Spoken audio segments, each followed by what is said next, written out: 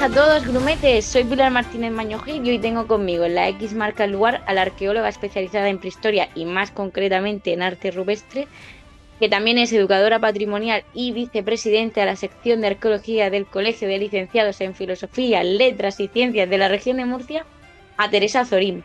Después de recorrer culturas y épocas tan fascinantes como la egipcia, la romana y la vikinga, hoy vamos a viajar aún más al pasado para hablar de esos primeros pobladores del mundo, sus costumbres, sus creencias, su arte. Pero bueno, no adelantemos acontecimientos todavía. Ya sabéis que a mí, antes de empezar, me gusta darle las gracias a los invitados, así que bueno, muchísimas gracias, Teresa, por hacernos un hueco, que sé que también tienes muchísimo jaleo y por venir aquí a hablar con nosotros. Muchas gracias a ti, Pilar, por darnos voz y darnos visibilidad. Bueno, lo primero que, como de procedimientos arqueológicos en sí, ya hablamos con Carmen Martínez Maño Gil, me gustaría que nos centrásemos ya totalmente en lo que es la prehistoria, ¿no? La época en la que tú te has especializado. La mayoría de la gente, cuando pensamos en prehistoria, que esto es así, nos imaginamos al típico cavernícola gruñendo y golpeando cosas con un buen pedazo de tronco, pero ¿eran realmente así nuestros antepasados? ¿Cómo vivían? No, para nada. Esa visión es un poco distorsionada, pero bueno, creo que poco a poco sí está haciendo un gran trabajo en dar a conocer lo que era de verdad. Pues depende de la época que nos movamos, pero si nos vamos a la parte más antigua de la prehistoria, que es el Paleolítico, que no solo nos referimos al Homo sapiens, sino al Homo de Neandertal, incluso al Homo heidelbergensis, que estoy yendo para atrás, que en suceso. Eran personas que ya tenían habla, Ujú. que ya tenían sus tecnologías, ya hacían herramientas, ya tenían el fuego y ya iban sobreviviendo en un entorno utilizando lo más importante que nos ha llevado a día de hoy, que es la cabeza. Eh, claro, porque cuando hablamos de prehistoria, se supone que hay varias etapas, ¿no? Yo creo que son principalmente la edad de piedra y la edad de los metales. Pero bueno, cuéntanos tú un poco mejor, porque yo no quiero meter la pata, porque la prehistoria queda muy lejos. Pero bueno, ¿cuántos miles de años tenemos que retrotraernos para hablar de prehistoria? ¿Y cuántas etapas había? Porque justo he hablado de paleolítico, que creo que está dentro de una de esas dos edades, ¿no? Sí, mira, yo te puedo comentar que, mira, en contexto para hacer, si hacemos, empezamos por una línea del tiempo, Ujú. la prehistoria es la parte más extensa que tenemos hoy día. Es decir, si lo comparamos con la historia, es como vamos a imaginarnos una cerilla. ¿Sí? La madera de la cerilla sería la prehistoria y la puntita roja con la que encendemos sería lo que llevamos de historia solamente. O Oh, sea, pues es un entonces no es nada. nada, Comparación. nada prácticamente. Sí, sí, pero sobre todo para entendernos y que todo el mundo, para introducirse en este mundillo, hay que conocer las tres etapas, que son el paleolítico, que significa paleo, significa, significa antiguo, ¿no? Ujú, Y lítico es piedra, piedra antigua, ujú, ¿vale? El neolítico, que sería piedra nueva, y la edad de los metales. Esas son las tres fases por las que se empieza a estudiar siempre la prehistoria. Luego ya, conforme se avanza, pues va viendo detalles de cada una de esas etapas más concretas.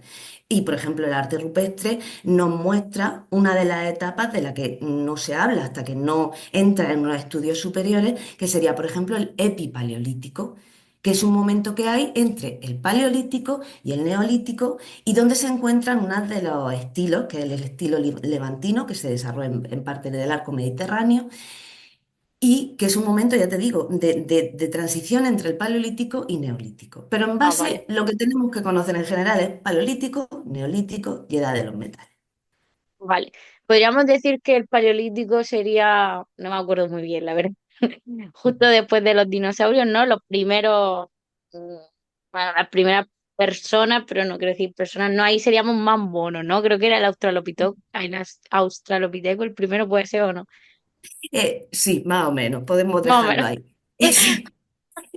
Lo que tienes que saber es que el paleolítico se retrotrae a los primeros homos. Nosotros Ujú, procedemos de esa raíz, de esa gran raíz de los homos, en los que llega un momento en que nosotros no es que descendamos del mono, sino que venimos de una misma raíz en la evolución y en un momento el mono es una rama de evolución y nosotros los homos somos otra rama de evolución. ¿Mm? ujú. Eso sería. Vale, entonces podríamos decir que el paleolítico es cuando ya empezamos, ¿no? Es cuando se da la separación, por decirlo así, entre mono y homos, Puede ser, sí, podríamos decirlo de esa manera. en grandes rasgos. Y bueno, ¿qué diferencia hay principalmente entre el paleolítico, el neolítico y la edad de los metales? ¿Cuáles son un poco las características de cada uno? Este es un poco libro de texto, pero bueno, para que la gente se sitúe, para antes de entrar a hablar de arte rupestre, para que podamos hacernos una idea de cómo éramos. Vale, bueno, pues en el Paleolítico sobre todo estamos hablando de que teníamos sociedades que eran cazadoras-recolectoras. Es decir, eran sociedades que se movían de un lado a otro Ujú, buscando y sobreviviendo del entorno en el que tenían. También hay que pensar que esa gente se enfrentó a glaciaciones es decir, congelación prácticamente del planeta y de momentos en que vivían dentro de cuevas para poder sobrevivir y podían moverse menos. Entonces pasaron diferentes glaciaciones, que eso, por ejemplo, en la película de Ice Age, aquella que lo película que estaba tiene la pensando. Antártida, justamente, sí, es una referencia, que estamos viendo un momento, ese proceso de congelación y la llegada del cambio climático, que es cuando, por ejemplo, empieza el neolítico, Ujú, que nos lo anuncia ya esa descongelación y ese movimiento de la gente que había, de los diferentes grupos que se iban encontrando y compartiendo conocimientos. El neolítico, algunos lo conocen como la revolución neolítica, que no confundamos con las revoluciones actuales porque estas revoluciones duraban miles de años. Pero sí que aparecen pues, nuevos conocimientos que permiten que poco a poco, durante el Neolítico, esas gentes que se iban moviendo en grupo pudieran controlar el entorno y llegar a asentarse. Es el momento cuando aparece la agricultura, la ganadería, la cerámica. Es un momento pues, de un despertar, como si dijéramos, de esas tecnologías, del conocimiento del entorno y sobre todo el control del entorno. ¿Mm? ujú. Pasamos de Entre ser el- nómadas, ¿no? A ser ya, a tener, por decirlo así, las primeras poblaciones sedentarias, ¿no? Sería. Sí, y muchas veces se transforma, no eran nómadas en sí, sino que eran gente en camino constante. Nosotros a veces con los niños, para explicarles esto, lo que les decimos es que vosotros sabéis que nosotros tenemos la casa donde vivimos durante el año y la casa de veraneo o la casa de los abuelos donde vamos en Ujú, verano y nos vamos moviendo. Ellos hacían algo parecido, lo que pasa es que sí que es verdad que son movimientos, las circunstancias eran diferentes. Y uno de los indicios que nos indica estos movimientos es que seguían las rutas de los animales cuando iban mm, buscando para alimentarse, dónde invernaban, dónde iban a comer, dónde buscaban pasto. Ellos seguían a esos animales, rutas que normalmente pasaban cerca de cursos de agua, porque siempre era necesaria, y entonces ellos conocían esos movimientos y eran los que seguían para poder, pues eso mismo, sobrevivir. Cuando ya aprendieron a controlar la agricultura, y la ganadería, ya tener animales, ya pudieron asentarse y estar un poco más en el claro. territorio. Claro, ya pasadas esas glaciaciones anteriores, ya era una temperatura mejor. Un poquito menos frío, ¿no? Es que, claro, al Menos. final ahora estamos acostumbrados a abrir el grifo, pero claro, en ese momento que era el ser humano completamente, o sea, adaptándose a la naturaleza más agreste y más salvaje, claro, al final Mm. iban moviéndose en busca de esas fuentes que nos permitiesen vivir. Me ha recordado un poco, no sé si la has visto, Los Anillos de Poder, ¿no? La serie del Señor de los Anillos, que están los antecesores de los hobbits, que son los pelosos, y precisamente hacen esto, van viajando todo el rato y me ha recordado a eso. No Sí, sé sí, si a alguien sí. más le recordará, pero me ha recordado mucho a eso. Sí, algo parecido. De hecho, ya sabes que tenían sus recorridos y sus sitios donde sabían dónde iban a encontrar diversos frutos, en depende de qué época del año y todo eso. Pues algo parecido, sí. Sí, que al final es como un comportamiento muy animal, ¿no? Porque quiero decir, por ejemplo, los elefantes lo hacen en África. Van Mm. moviéndose en busca del agua hasta que sabes que en la próxima estación pues ahí va a haber comida, entonces pues van moviéndose. Hasta que claro, ya pues puedes controlar el territorio y comer un poco mejor, ¿no? Sí, correcto. ¿Y qué otros mitos? Hemos hablado un poco, lo primero que te he preguntado no es cómo eran realmente los prehistóricos, porque al final siempre yo creo que es lo que me parece súper interesante lo que has dicho, porque claro, cuando pensamos en prehistoria, pensamos en esa primera prehistoria, ¿no? En la más primitiva, en la más salvaje. Pero claro, al final no eran tan salvajes, claro, hay todo un mundo ahí que quizás, no sé, no, a lo mejor no es tan conocido como puede ser a lo mejor la historia romana o la egipcia, porque también entiendo que es muy difícil. Quiero decir, hay hallazgos, pero claro, ¿cómo descubrimos cómo vivieron realmente? Porque podemos encontrar restos, pero interpretarlos es aún mucho más difícil, ¿no? Claro, ese es el problema. El porcentaje de restos que tenemos de la prehistoria en comparación con otras épocas más cercanas, pues es mucho menor. Aparte de que también la localización de esos asentamientos es mucho más complicado porque está más alejado de los lugares actuales, aunque algunos están debajo de los lugares que incluso actualmente están poblados, la mayoría están dispersos por otras zonas de montes más difíciles de localizar. Y sobre todo conservarse, o sea, si tenemos restos, se conserva sobre todo la lítica, lo que son el trabajo de la piedra, lo que Ah, encontramos. claro. Entonces, claro, son en lugares donde tenían cerca piedra que pudieran trabajar, o sea, recursos a los que acudir. También en el caso de la cerámica se conserva milagrosamente e incluso a veces se conservan piezas completas. Pero lo que es a la hora de interpretar, nos falta mucha información y mucha investigación y estudio, que hay equipos muy buenos que están trabajando en ello, pero todavía queda mucho camino. Ujú. Claro, porque al final lo que más sobrevive al paso del tiempo es precisamente la piedra. Que por ejemplo, imagino que pieles y cosas así es mucho más difícil, vamos, no llegará o no lo sé. O restos Eh, muy deshechos, o no sé, que claro, son tantos miles de años que Hombre, a ver, restos de tela, en este caso, sí. tenemos muy poquitos, sobre todo por las latitudes en las que nos movemos. En otras latitudes tenemos hasta maderas conservadas, tejidos, pieles. Pero bueno, a veces hay ocasiones en las que tenemos hallazgos importantes como la momia de Galera que Ujú, tenemos en el museo, que se puede ir a visitar, que se conserva completa, con su pelo trenzado, con sus vestimentas, con todo lo que llevaba encima y se puede ver muy bien.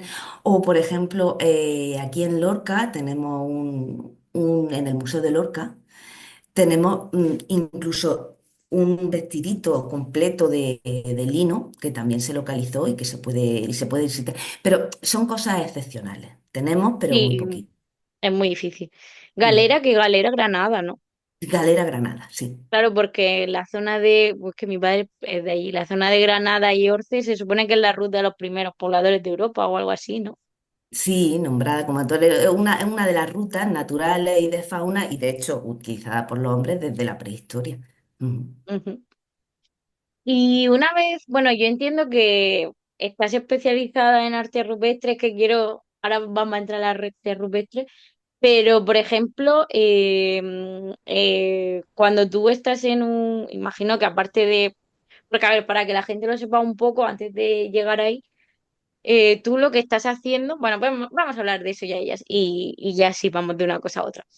Tú lo que Vale, estás haciendo es, a mí me gusta decirlo así, ¿no? Descubrir, documentar y señalar en el mapa, lo digo entre comillas, porque ahora explicará a Teresa por qué lo digo así, los abrigos y los restos de arte rupestre, ¿no? Que tenemos en la región de Murcia, sí. ¿no? ¿Y cómo llegas o sea, cómo es ese procedimiento? Mm, quiero decir, ¿vas mirando un poco al azar o imagino que a través de la documentación sabes que ahí puede haber algún resto? Porque claro, estamos hablando de que es muy difícil encontrarlos, pero bueno, que se pueden encontrar. A ver, esto tiene muchas respuestas, son muchas preguntas a la vez. En Una, primer ¿verdad? lugar, no, no, pero me refiero que hay mucho que contar porque, ya te digo, yo para llegar aquí, de hecho, yo sí tengo la carrera de historia con intensificación en arqueología, prehistoria e historia antigua, pero yo fue 10 años después de empezar la carrera cuando me vinculé al arte rupestre. Ujú. Ya si quieres luego hablamos que me preguntas de ese tema, cómo se llega o cómo a estudiar arte rupestre y tal, pero en el tema de los hallazgos de arte rupestre, sobre todo en un principio fueron fortuitos. Son hallazgos fortuitos, localizados en los primeros momentos por pastores que iban por el monte, que se conocían los abrigos y vieron algo que les resultó mm, Curioso. raro, curioso, y llegó de casualidad a gente que, digámoslo así, tenía en ese momento más cultura, o como podía ser un alcalde, como podía ser algún señorito de algún cortijo con interés en cosas antiguas. Y de Ujú. ahí nacieron las noticias. Nada más y nada menos tenemos que ver lo de Altamira, cómo fue su descubrimiento. ¿No lo puedes Ah, recordar? Que ahora mismo no me acuerdo.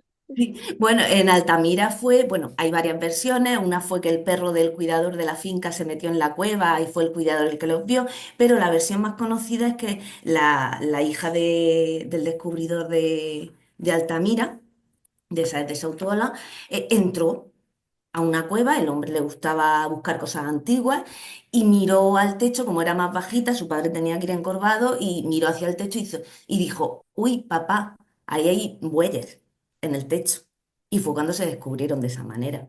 Mm. En el caso, por ejemplo, te voy a contar un caso nuestro de la región de Murcia, de Cañaica del Calar, en Moratalla, que tenemos unos abrigos impresionantes que se pueden visitar. Pues ahí fue que un pastor le dijo al alcalde que en un abrigo le había visto una cierva que con el morro señalaba dónde estaba un tesoro. O sea, no era la pintura en sí, sino que esa cierva él decía que señalaba un tesoro. El tesoro en realidad era la cierva y todo el panel de pinturas levantinas que se encontraron en ese momento.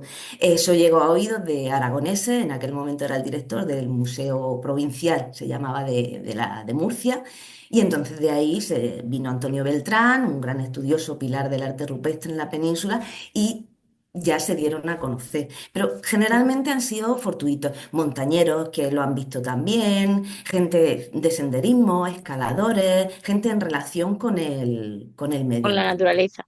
Mm. con la naturaleza, justamente.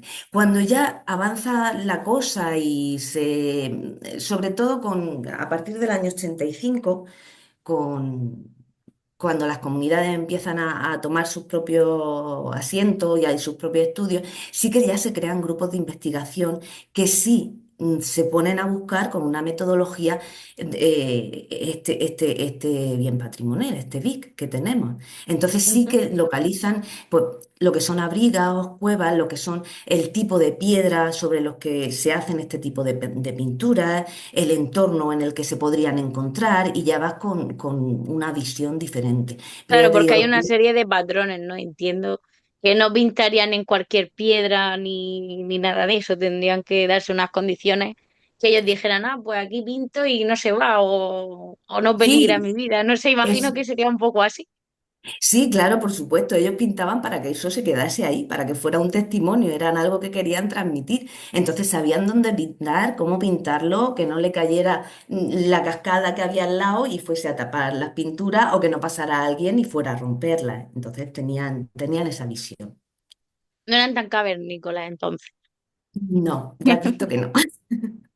Em, Antes, cuando estábamos hablando de la época de la prehistoria, has dicho que Guau, es que se me olvida el nombre. Era entre el paleolítico y el neolítico, era, me has El dicho. epipaleolítico. Que ahí fue cuando surgió la pintura rupestre, por lo No. que Es más antigua todavía. más todavía. Sí, yo te puedo hablar, el arte rupestre tiene varias etapas, varios estilos de pintura que se hacen en Ujú. diferentes momentos. Tenemos el arte paleolítico, que es el más antiguo, que sería, estamos hablando de Altamira, por ejemplo, para que todos tengamos esa mente en la cabeza, pero también en las cuevas de Cantabria, ahí, y sobre todo se representan en ese momento grandes animales, como pueden ser caballos, como pueden ser toros, con grandes tamaños dibujados, y Mm, normalmente en el interior de cuevas. vale.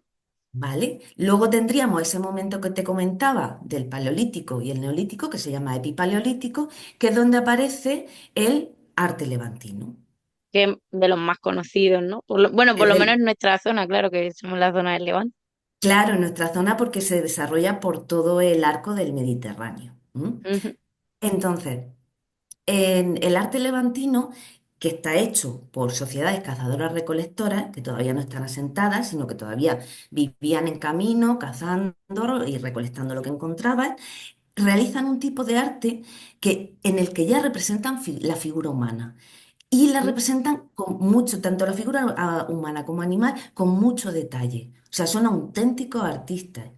Utilizan pinceles hechos con plumas, utilizan rellenos, vuelven y repintan incluso las Ah, y lo pinturas, retocan. Mm, los retocan. Hay momentos de transformación de algunas de las figuras. O sea, son como paneles que se van trabajando. Son, podríamos decir, pintores especialistas, es decir, no los mm. puede hacer cualquiera.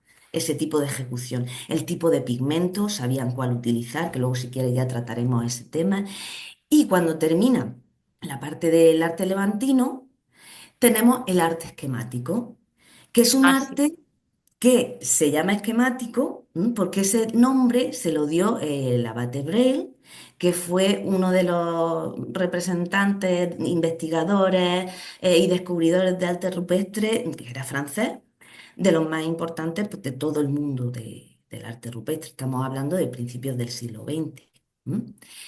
Él le dio el nombre de arte esquemático porque lo que veía eran representaciones humanas y animales y motivos que Ujú. eran como esquemas, esquemas que se hacían con palitos. ¿M? Claro, ¿qué pasa? Poquito después, Kandinsky, que es un pintor muy reconocido, le da el nombre de abstracción y explica, aparece la palabra abstracción en el arte. Y Mm, este arte es más un arte abstracto que un arte esquemático, pero en un principio se le conoció así, se le sigue llamando arte esquemático. Y es el arte que se da durante la Edad de los Metales, que ya tenemos un momento en que tenemos las primeras ciudades, los primeros poblados, aparecen las armas, el control del metal, ya aparece, pues si dijéramos, la propiedad privada, las peleas internas. los problemas. Los problemas, sí, algo así, algo así. Claro, porque imagino que los primeros pintores, por decirlo así, los podemos llamar pintores, ¿no? Mm. Lo harían conforme, claro, si se estaban moviendo y no terminaban a lo mejor de estar asentados, sería un poco en movimiento, ¿no? A lo mejor pasaban por una cueva, tenían que quedarse ahí un tiempo porque hacía muy frío, mucho frío, estaba congelado y dirían, pues, no sé, vamos a pintar, no sé, sugirió, bueno, no lo sé, vamos a pintar. Mientras que los otros ya, imagino que al ser más profesionales y tener mm, vamos a decirle sus casas, ¿no? Se podría decir casas, ¿no? Irían ya directamente a decir, venga, pues voy a pintar esto aquí o esto aquí, ¿no? Porque los primeros han dicho que representaban más animales, los últimos ya representaban más humanos y también yo estoy pensando en las típicas pinturas que representan también escenas de caza y algo así, ¿no? Sí, pero mira, las escenas de caza es lo más famoso y de los que más se habla en el arte rupestre y en realidad no tenemos tantas escenas de caza, si se las Fíjate, analiza. otro Sí, mito. ya otro mito. Sí, las escenas prácticamente empiezan a aparecer con el arte levantino y en el arte esquemático también se ven, que son conjuntos de figuras o de motivos que se representan contando algo. Pero sí que quieren comunicar algo que es difícil de interpretar. Sí que vemos el cambio de ese arte paleolítico que se realiza en cuevas al interior, incluso a mucha profundidad, a diferencia con el arte levantino, que está en la mayoría, casi el 90% de veces, en abrigos y incluso en paredes al exterior. ya Mm. hablando del clima y todo. Incluso hay figuras en arte levantino que se caracterizan por tener figuras incluso muy pequeñitas representadas a figuras de unos 60 centímetros que se veían en la distancia. Como te puedo hablar de las mujeres de la Risca, que está en Moratalla, o del Pla de Petracos, que está en Alicante. Son figuras muy grandes que se ven desde la distancia. Hasta figuras de apenas 1 centímetro que se pueden ver en algunas escenas, con muchísimos personajes. Por ejemplo, la cueva de la Vieja, que está en Albacete, también se puede ver y es un panel impresionante, donde hay muchas escenas y muchísimas representaciones de figuritas humanas pues en camino, en posición, arqueros, pero arqueros no en posición de caza, no en posición de disparar, sino con su arco en la mano, con su carcas Ah, de vale. flecha alguna, pero no en posición de disparar. Mm. O sea que, aparte de haber tres estilos distintos, dentro de un propio estilo también hay diferencias, ¿no? Es decir, al final un poco como cada artista que querría representar una cosa. No sé, bueno, supongo que la teoría más, bueno, más simple o la más lógica es pensar que pues, querían representar, igual que hoy día y en otras épocas se ha representado por la vida y las costumbres, pero no sé si hay alguna teoría o varias sobre cuáles, no sé si hay otro motivo por el que hacían estos, no sé, estas obras de, bueno, son obras de arte, sí. Sí, hombre, hay mucha discusión abierta sobre el tema, ya te digo, de la interpretación. Es muy complicado porque no tenemos la visión que tenían ellos en su momento. Es difícil ponerse en la piel Muy de esa difícil. vida, de esa forma de vida para entender qué querían representar. Contar alguna historia, dar alguna señalización, marcar algún encuentro, son diversas las interpretaciones. Pero bueno, ahí está, todo evoluciona, las tecnologías siguen avanzando y a lo mejor en un momento dado conseguimos saber qué interpretación daban. Hoy podemos darla, son opiniones personales, son teorías que se pueden lanzar, pero es muy complicado. O sea, lo importante sobre todo, lo que nos corre más prisa, entre comillas, es documentar. Documentar, localizar las máximas posibles, intentar protegerlas, porque estamos hablando de un bien que va a desaparecer. O sea que con el tiempo, aunque ya lo tengamos miles de años, pero hemos visto algunos lugares donde han desaparecido, donde han sufrido maltratos, donde se las han llevado, arrancado. Hace poco con México pasó Sí, sí, un suceso así que también ha pasado aquí en la península. Entonces, pues, lo importante ahora eso es documentarlas, seguir investigando, por ejemplo, por supuesto, trabajando con ellas, pero protegerlas y crear conciencia de a la hora de ver o descubrir o ir a visitar este tipo de obras artísticas, de cómo comportarse ante ellas, no claro, mojarlas, líquidos, etcétera. claro, porque al final aquí encontramos como varios problemas, ¿no? Primero el hecho, o sea, a la hora de preservarlos, claro, primero el paso, el inexorable paso del tiempo, que al final, pues, ahora te preguntaré por los pigmentos barra pinturas que usaban, pero que decía, al final eso se va borrando y luego, pues, también los actos vandálicos, porque han salido muchas noticias de, pues, va una persona poco inteligente, por no decir un insulto, y pinta ahí encima de las pinturas. Y luego también lo que estás diciendo, que eso no lo sabías de gente que pues se la lleva a su casa. Y bueno, será gente con dinero, porque para poder llevarte un cacho de roca, pues tendrás que necesitar un buen equipo, ¿no? Para cortar, ¿no? Porque harán eso, ¿no? Lo cortarán y se lo llevarán. Sí, cortan con radial directamente. No, no te lleva el abrigo entero, no puede hacer como hicieron con el templo de Luxor, creo que fue, para moverlo de Sí, sitio, piedra por lo piedra. desmonte. Pero sí que hacen un crimen recortando y si son equipos preparados que van a caso hecho sabiendo lo que van a hacer. Y eso es lo peor que Ujú. se puede. Pero ¿y no hay algunas pinturas que están en museos o están todas en los abrigos?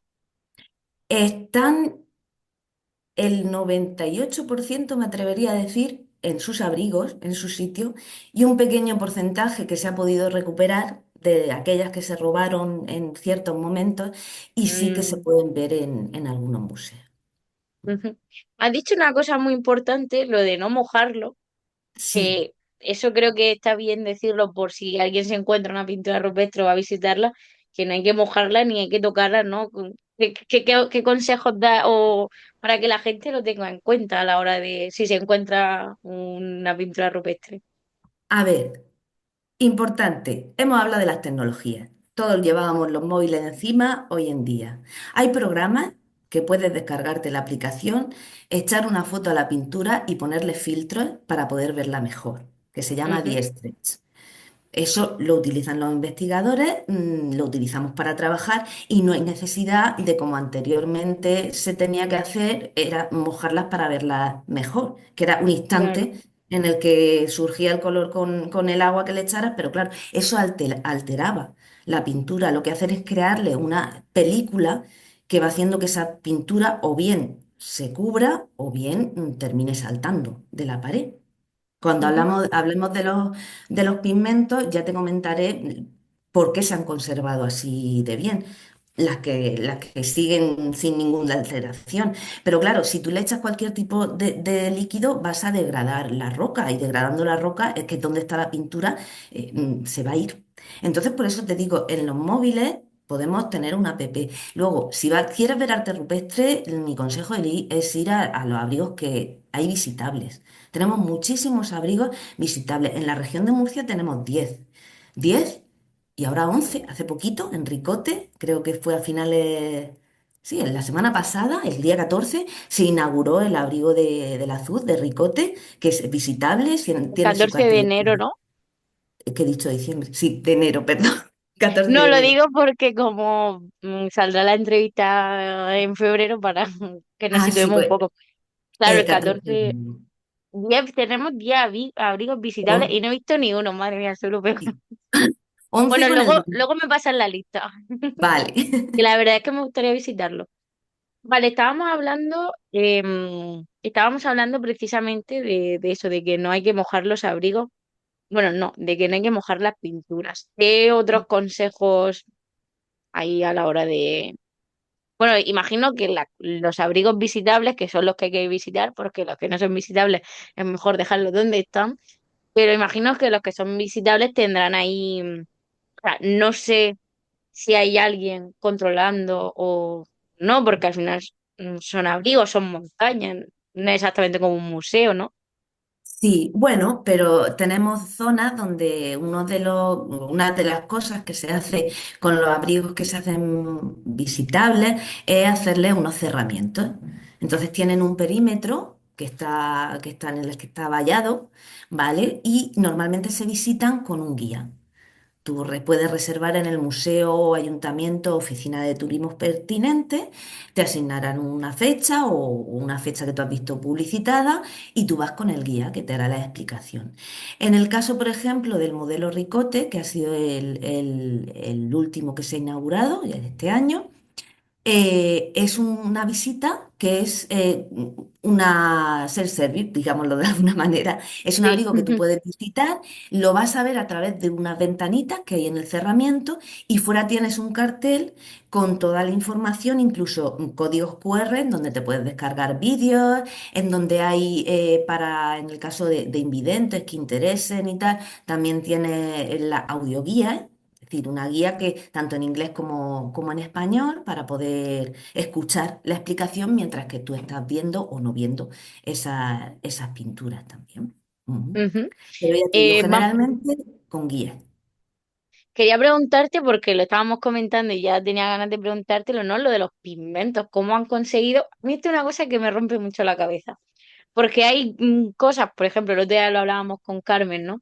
De los romanos que hoy día siguen en pie, pero hay cosas que ahora mismo se caen a cacho y luego tenemos las pinturas rupestres de hace de miles de años que todavía siguen en las paredes.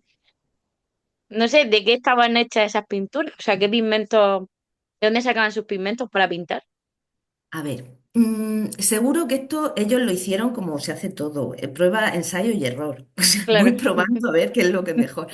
Pero bueno, cuando se han hecho la analítica, en la mayoría de las pinturas, vemos que las que son de color rojo están hechas con óxido de hierro, el mineral, ellos lo machacaban y están hechas con óxido de hierro. Las negras están hechas con óxido de manganeso. ¿M? Y las blancas, que en este caso no tenemos aquí, tenemos en las zonas de Teruel, están hechas con caolín, con un pigmento, un mineral blanco. Ellos lo que hacían era machacar ese mineral, hacerle un polvito y claro, necesitaban un aglutinante para hacer esa pasta, a veces más Sí. acuoso, a veces menos. Y lo que se ha visto en la analítica, se han encontrado tanto grasa animal como leche, como huevo, que usaban también, e incluso miel en algunas ocasiones. ¿No? Mm, Sangre no. Eso. Es otro mito, No, ¿o sí? es otro mito y sobre todo por lo que hablábamos, ¿por qué han durado tanto las pinturas y cómo se pueden imprimir de esa manera, por decirlo de alguna manera, o pintar y que se queden en las paredes? Si lo pensamos, como dicen algunos libros todavía del cole, y sí que nos encontramos a muchos niños cuando hacemos con ellos talleres de ¿qué se hacían las pinturas de sangre? ¿Dónde has leído? ¿Dónde has visto eso? ¿En el libro? No. A ver, entonces lo más fácil es que ellos lleguen a su lógica. La sangre, ¿vosotros habéis estudiado las cosas que son orgánicas o inorgánicas? Sí, ¿la sangre qué es? Pues es orgánica, que es algo natural. ¿Y qué pasa con lo orgánico con el tiempo, con la madera, con las plantas, con nosotros mismos? Pues que nos morimos. ¿Y qué nos pasa al morir? Nos desaparecemos, nos descomponemos, todas esas palabras que yo uso. Entonces, si yo uso sangre que es orgánica, ¿qué les pasaría a las pinturas? Claro, desaparecen. Pues no van Mm, a ser de sangre. vaya. Entonces, claro, En las le pelis queda explicamos muy lo guay, siguiente. pero no es real, chicos. No, Otro no es mito real. desmontado, que es que aquí si has escuchado alguno de los capítulos de historia, nos dedicamos todo el capítulo a desmontar mitos, que al final Sí. la mitad de las cosas que queremos saber son falsas. Así que no había sangre en las pinturas rupestres.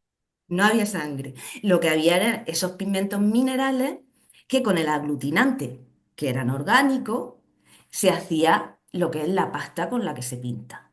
Al pintar, queda imprimido en la pared y con el tiempo la parte orgánica desaparece, pero el mineral es absorbido por la roca como un tatuaje en la piel, Ah, igual que un mm, tatuaje en la piel. Son tatuajes de la roca, las pinturas rupestres. Al absorberlas en esos poros, se quedan ahí como parte de ellas. qué Pues eso es lo pasado. que pasa con el arte rupestre. Porque luego al acabar no le echaban nada por encima ni nada de eso, ¿no? No, que tengamos constancia, no. Lo que sí nos encontramos es que con el paso del tiempo, quieras que no, esas zonas de montaña, pues la lluvia, la nieve, los recalados del agua, forman unas películas Mm, calcíticas, que van cubriendo. Algunas llegan incluso a tapar esas pinturas, que ahora se están haciendo grandes progresos y avances en restauración, sobre todo en la Universidad Politécnica de Valencia y en Galicia también se está trabajando, los restauradores, sobre cómo poder recuperar esas pinturas sin, o sea, esas capas, poder eliminarlas, cómo poder conservar las pinturas sin tocarlas, es muy complicado, pero están haciendo pruebas trabajando sobre esas películas. También se utilizan esas películas de calcio que se ponen encima de las pinturas con el paso del tiempo para datarlas, para intentar darle una datación. No tocando la pintura, sino esas capas que se forman mm. por encima. Entonces, pues, viendo más o menos esa formación, cuánto tarda en hacerse, pues, para intentar acercarse lo más posible a tener una cronología más cerrada del arte rupestre. Claro, y por ejemplo, esas pinturas que tienen capas sobre sí mismas, imagino que la han encontrado porque no están 100% tapadas, ¿no? O sea, habrá una parte, es decir, algo se tiene que ver o para saber que ahí hay una pintura rupestre, ¿no? Sí, normalmente son películas muy finitas las que se forman y son transparentes. Ah, Entonces, a no vale. ser que tenga una carga de cal muy alta y se haya una capa más gruesa, que es cuando empiezan a taparse. ¿M? Pero sí, se Ujú. suelen, tú cuando ves arte rupestre, ves la pintura en la roca. No es porque pienses que haya algo debajo, sino se ve esa pintura en la roca cuando sabes cómo mirar. O sea, hay que hacerse, decía un profesor que había que ponerse las gafas de ver pintura. Hombre, no es lo mismo, claro. Has dicho además que al principio, bueno, que hubo una época que empezaron como a usar pinceles, pero entiendo que al principio pintaban con las manos, ¿no? ¿O no? Hombre, a ver, en ¿O el se arte intuye? en el ¿O arte no sé? paleolítico, te comento, en el arte paleolítico por el tipo de trazado, también te digo que hay investigadores en arte rupestre que, gracias, siempre hablamos que la arqueología es una ciencia multidisciplinar y tenemos artistas, pintores que hacen estudios del arte rupestre. De hecho, uno de los equipos que trabajó muchos años aquí en la región de Murcia, formado por Ana Alonso y Alexander Grimal. Ana Alonso era arqueóloga, era doctora, y Alexandre Grimal es el pintor. Un pintor, Ujú. tiene expuesto en el Reina Sofía y todo, un pintor importante, de académico, y él se dedicó a ese estudio de cómo se hacía la pintura, cómo se hacían los trazos, cómo se hacían los rellenos, cómo se trabajaba y se conformaba ese pigmento para dar esos colores, que si más rojo, más intenso, más claro. Él hizo todo el estudio y tiene unos artículos muy interesantes explicando lo que es el tipo de herramienta que se podía usar, el uso del trazo de la pluma, que trabajaban a veces con pluma, el uso del Mm, trazo de el palito escobillado, un palito con la punta machacada en forma de mm. escobilla para hacer otras pinturas, o cuando eran trazos hechos digitalmente con los dedos. Entonces, en el arte paleolítico normalmente son trazos muy gruesos, ya te digo, son figuras muy grandes que normalmente se hacían con el dedo o con algún tipo de tampón. También se ha visto, se han visto figuras y motivos tamponados.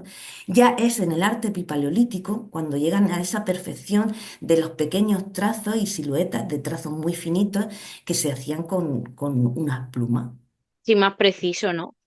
precisos, sí. Ujú. Y entonces usaban esos materiales para, para pintar, ¿no? Primero con los dedos, luego con las manos, luego la pintura, pero imagino que, bueno, a ver, lo que ha sobrevivido es la roca, pero también podemos considerar que podrían quizás también pintar en las hojas o en otros materiales, ¿no? ¿Por qué no? Sí, O sea, podemos podría haber... considerarlo. Mm. Y luego hay una... Podemos. Dime, dime. No, dime, que sí, digo que son teorías, de hecho hay muchas, hay una rama de la arqueología que se basa sobre todo en el estudio antropológico, es más de la línea americana del estudio de la arqueología, pero se enfocan en los poblados, las tribus indígenas que todavía sobreviven, que se centró en esos estudios también para el arte rupestre. Ahora, no se usa mucho esa dinámica, pero no se descarta que no pintaran en otros lugares o incluso, que eso sí se saben por restos que se han encontrado, que se pintasen a ellos mismos. Ah, claro, también. Me has ¿Mm? dicho una cosa que me ha parecido súper interesante, que era eso, que es que hacían relleno, o sea, no solo pintaban la pared, sino que a lo mejor querían, si querían pintar esa pared, pero había alguna oquedad o algún hueco que no les gustaba, lo rellenaban, te refieres a eso, ¿no? No, me refería a que ellos pintaban la silueta de la figura, bien fuese una persona o bien fuese un animal, y luego lo rellenaban al interior. Ah, pero para eso usaban otro pigmento. No, usaban el mismo. Ah, vale, vale, vale. Otro pigmento porque se había hecho en otro momento también, que eso también se ha observado. Por eso digo, esos repintados a veces son porque son en momentos diferentes. No sabemos a qué pertenecía ese acto, pero sí que pudiera ser que en otro momento pues, dijeran de ampliar un dibujo, transformarlo o rellenarlo incluso. Eso se puede ver, por ejemplo, en las pinturas del barranco, en muchas más, pero yo te doy ejemplos para que se conozcan de la región, en el barranco de los Grajos, en Cieza, que también se pueden visitar, y puedes ver las faldas de algunas de las mujeres del conjunto de bailarinas, entre comillas, que se dice que están bailando, en el que se pueden ver esos rellenos de las faldas. Qué loco. Claro, es que al Mm. final volvemos un poco, ¿no? A lo que son los mitos, ¿no? Todos pensamos en arte rupestre y pensamos pues, en animales o en cazadores, pero entiendo que se representaban muchas más cosas, ¿no? Estas mujeres con falda y no sé, hay alguna escena así más o motivos también, ¿no? Más geométricos quizás, no sé, qué eso, parte de lo típico de pues, la persona en sí y el animal que más representaba. A ver, escenas hay muchas, hay con mujeres, hay con hombres, hay hombres y mujeres, hay unas que se interpretan como danzas, otros que se interpretan como si dijéramos una procesión en el que van representándose andando hacia algún lado, un grupo de gente. Hay representaciones incluso bonitas de ver una figura más grande con dos pequeñas delante, como si estuvieran escuchando algo. Hay Ah, escenas de barea de árboles. Hay sí. escenas, tenemos en la Sarga de Alcoy, que se puede visitar también, que no nos pilla lejos, que hay una escena de barea. Hay muchísimos tipos de escenas que se pueden ver. Y luego me preguntaba, perdón, que me he ido. Nada, No, tranquila. sí, eso, que otras escenas se representan, porque al final tenemos la imagen de que principalmente son cazadores y animales, pero por lo que estás contando representaban muchas más cosas. Sí, sí, ya te digo, son grupos que podamos interpretar un poquito dentro de lo que conocemos. Puedes ver grupos de animales que parece que están pastando, animales que están huyendo y que tienen clavadas como flechas, que se ven incluso el goteo de la sangre. No sé,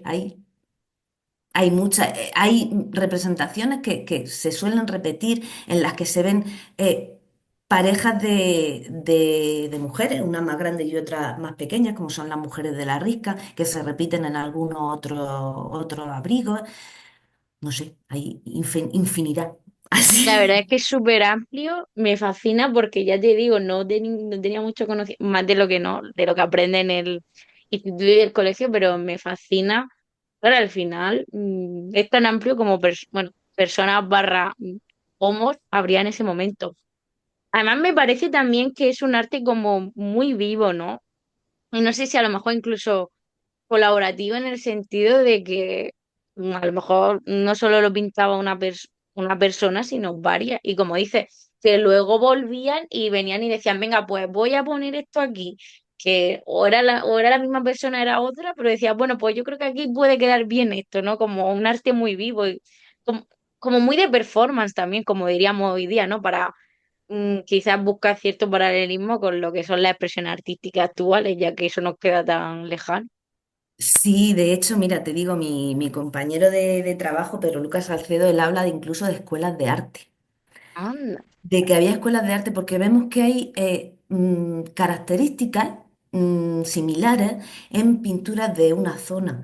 Por ejemplo, en la zona nuestra, estamos hablando no en las fronteras actuales, sino en la zona nuestra, que sería el Alto Segura, la zona de Moratalla, lindando ya con la zona de Nerpio, toda esa zona, hasta Mula, incluso así.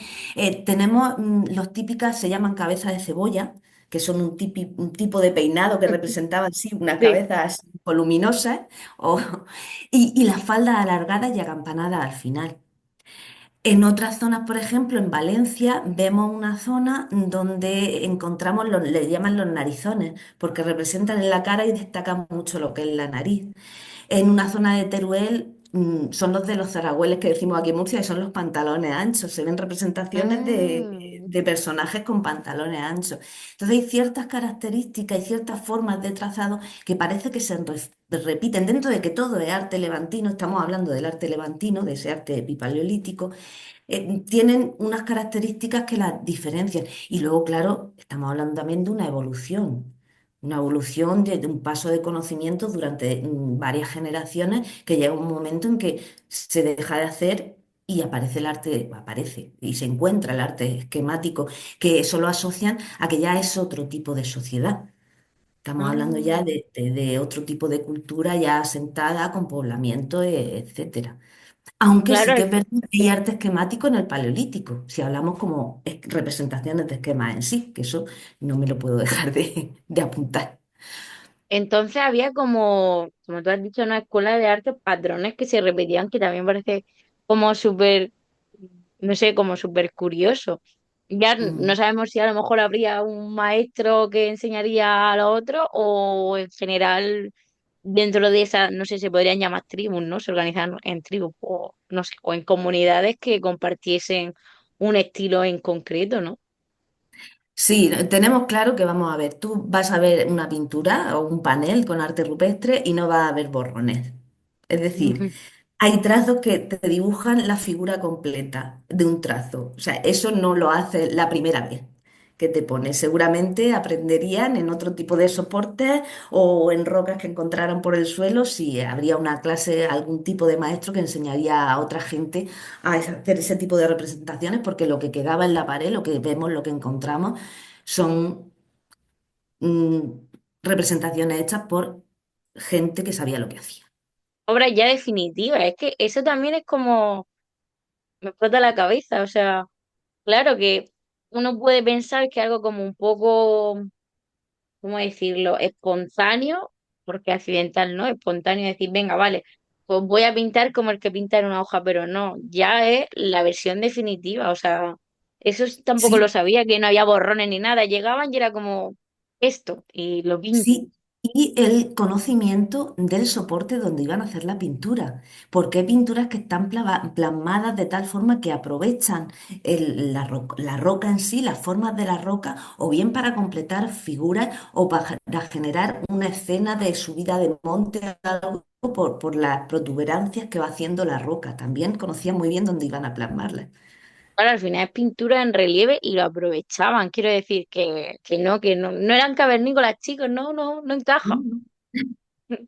No sé si además junto a esos abrigos y esos restos de pintura se han encontrado algún tipo de restos, no sé, porque imagino que a través de la pintura y de las nuevas métodos, o sea, y de los nuevos métodos de investigación, no se habrá, es con lo que se sabe los pigmentos que se usaban. Pero no sé si al mismo tiempo, a nivel arqueológico se han encontrado, no sé, cuencos, algo que sirviese de pinceles, las herramientas que has dicho que usaban para pintar, imagino que eso se ha encontrado allí o quizá en otros sitios. A ver, tenemos muy raros ejemplos porque normalmente, los abrigos donde había arte rupestre no son abrigos habitables, no son hábitats, no son zonas de donde vivían. Ah, simplemente Pero lo usaban para pintar. para pintar, sí, pero Ah, hay excepciones como por ejemplo el abrigo del Pozo de Calasparra, que también es visitable, tanto por el río con una bajada, con cañón cañón, podéis hacer la visita y os llevan a ver las pinturas, aparte de la cueva de las Nutrias y todo, una excursión muy chula, o desde el museo con la arqueóloga municipal, con Mari Carmen, que también te hace una visita a las pinturas por una pasarela de madera que pasa sobre el río Segura. También uno de los cerramientos más qué chulo. con años ya, pero todavía de los más punteros que tenemos en la península. En el caso del abrigo del Pozo, allí se hicieron excavaciones y se encontraron restos tanto de cuencos como de hábitat en su momento, en relación con unas pinturas ya de época esquemática, o sea, perdón, del estilo esquemático. Así otro ejemplo con restos tenemos el abrigo del Milano en Mula, visitable también, que tiene al lado un enterramiento, se encontró también con todos los restos, ¿m? No, Ah, no en el mismo abrigo, pero sí justo al lado cerca, de ¿no? la, cercano, que también, bueno, pues se teoriza de que nos diese una cronología más o menos de cuando se pudieron realizar esas pinturas que tenemos en el abrigo del Milano, por ejemplo, tanto arte levantino como arte esquemático, en los dos momentos. ¿M? O sea que o sea, en su momento pintaron uno y luego llegaron y pintaron otro al lado. Sí, en Eso diferentes, también estamos imagino que es hablando, bastante anecdótico, ¿no? O no sé si hay muchos casos así. sí, hay bastantes casos en los que encuentras arte levantino y arte esquemático en un mismo abrigo, y estamos hablando a lo mejor de cientos de años de diferencia de ese tipo de representaciones. Y generalmente no se pisan una a otra, se respetan. Se pintan arriba, abajo, a un lado, a otro, enmarcando una escena, pero no se suelen pisar. Hay en ocasiones que sí se tocan un poco y hemos visto, pero generalmente no se suelen pisar. Pasada. La verdad es que, buah. Estoy pensando también, me recuerda un poco por hacer así alguna referencia a Hermano Oso, la película de Disney que eh, tiene también, no es exactamente como la de hielo, pero salen en plan, son prehistóricos y salen pinturas rupestres, como tú dices, paredes enteras llenas de pinturas. No sé si tenemos alguna aquí en la región de Murcia o en España que esté toda la pared o que haya muchísimos. Sí, claro, los que te he nombrado antes, en Cañaica del Calar, tenemos unos paneles impresionantes con muchísimas figuras representadas de animales, de personas, eso hay que ir a verlo, porque es muy, muy impactante. Así con tanta profusidad, bueno, tenemos también, por ejemplo, en Yecla, en el Monte Arabí, que se conoce mucho, pues Ujú, allí ese es tenemos, famoso, sí. sí, ese es famoso, pues justamente en las pinturas que hay en Yecla podemos visitarlas y son paneles impresionantes, con muchísima representación. Y no en abrigo en la montaña, sino en peñascos caídos de la ladera de la montaña se hicieron esas representaciones. O sea, que se cayeron y dijeron, ¡buah! Superficie, aquí tenemos un lienzo perfecto para pintar y encima no tenemos que encaramarnos a la pared para llegar hasta él. No, Ahí está, el aprovechamiento, sí, sí, sí, lo aprovecharon ahí. claro, porque además algunos serían de difícil acceso, lo cual también me hace preguntarme, porque claro, hemos dicho que no está muy claro la finalidad, ¿no? Hay algunos que podrían ser una finalidad más informativa, otros más artísticos, pero claro, los que estaban ahí en sitios de tan difícil acceso, Sí, que mm, de hecho algunos tenemos no que sé si, acceder a ellos escalando. claro, quiero decir, lo hacían para que los viesen otros, lo hacían simplemente por, yo qué sé, le apetecía, eran artistas y decían, vamos a dejar aquí nuestra impronta. No, no sé, me parece súper curioso. Son No lo preguntas sabes. que, no, eso es, son preguntas que siguen en el aire, porque desde luego, por ejemplo, el abrigo de Justo de Mula, que nosotros lo dimos a conocer en 2016, porque en realidad el descubrimiento fue de un vecino de Mula, Justo García Tudela, que por eso se le dio el nombre del abrigo de De justo Justo. Sí, porque ellos vivían por ahí cerca y en verano sus tíos que eran mayores que él lo bajaban con una cuerda que yo no sé cómo no sobrevivió. mataron al tío, sobrevivió. Claro, y él decía que había monigotes dentro. Cuando esa noticia nos llegó a nosotros, dijimos, monigotes, abrigo. Fuimos al sitio, vimos que no se podía acceder nada más que con escalada y llamamos a la Federación de Espeleología de la región de Murcia, que teníamos conocidos, Juan Quero, Marta Sánchez, Vicente Vanegas, que son los escaladores que nos dieron acceso al abrigo de Justo. Y claro, decíamos, ¿cómo es posible? ¿Cómo bajaban aquí? ¿Con qué propósito? Claro, Porque es que, hablaba bien con geólogos por decir, bueno, a lo mejor había alguna roca que se podían descender o acceder o algún paso. No, no, no, no, nada de eso. Y de hecho tenemos en pinturas rupestres representaciones de escaladores. La más famosa que podemos ver es la pintura de la recolectora de miel en Bicor, en Valencia, que se ve una figura, se supone que femenina, lleva falda, no se sabe, ahora está en duda, con una cuerda, con un cesto, yendo a un agujerito donde alrededor ahí las abejitas, se ven las abejitas dibujadas para recolectar la miel. claro, es que encima a lo mejor podrían ir a recolectar algo, pero quizás muchos iban simplemente a pintar.